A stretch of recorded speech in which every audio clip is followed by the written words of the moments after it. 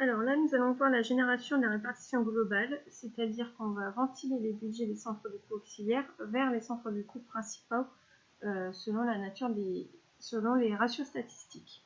Donc, dans SAP, c'est le menu SAP, gestion comptable, contrôle de gestion, comptabilité analytique des centres, pré-budgétisation, imputation, et là on va prendre KSUB, répartition globale.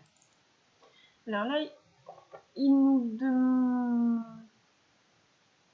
Alors là, on va aller chercher le modèle qui a été créé pour le cycle du réel. Donc pour cela, on va dans Autre fonction, cycle, créer. Comme ça, on va dupliquer celui du réel.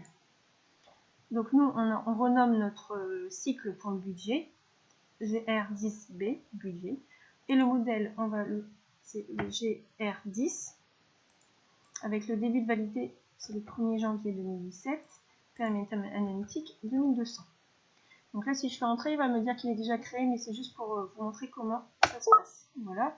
Donc là, il est créé. Donc, juste pour voir ce qu'il y a à faire, on va aller dans le modifier. Autre fonction, cycle, modifier.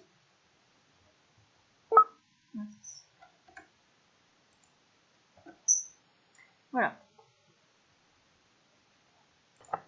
Donc, il faut bien enregistrer un texte. Et normalement, il nous a dupliqué tous les segments qui étaient rattachés au réel. Donc si on va dans segment, on a le G10S1 pour le ratio 991,010.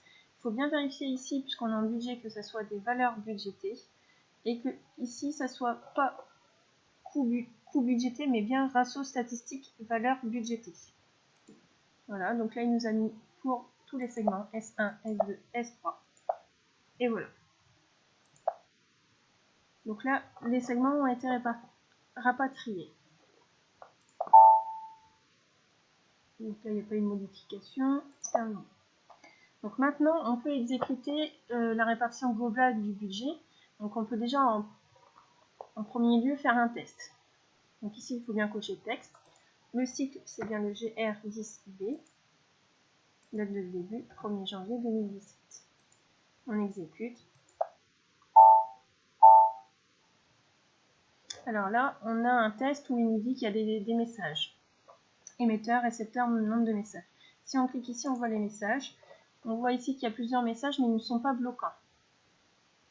Donc, il n'y a pas de message d'alerte d'erreur, c'est juste un message d'avertissement et des messages d'information. Donc, c'est pas bloquant. Donc là, on peut passer...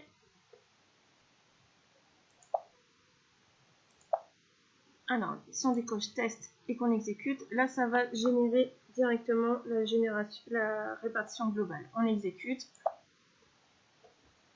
Nous, ça a déjà été exécuté, donc il faut annuler l'action ou pas, oui ou non. Et là, ça est généré. Voilà.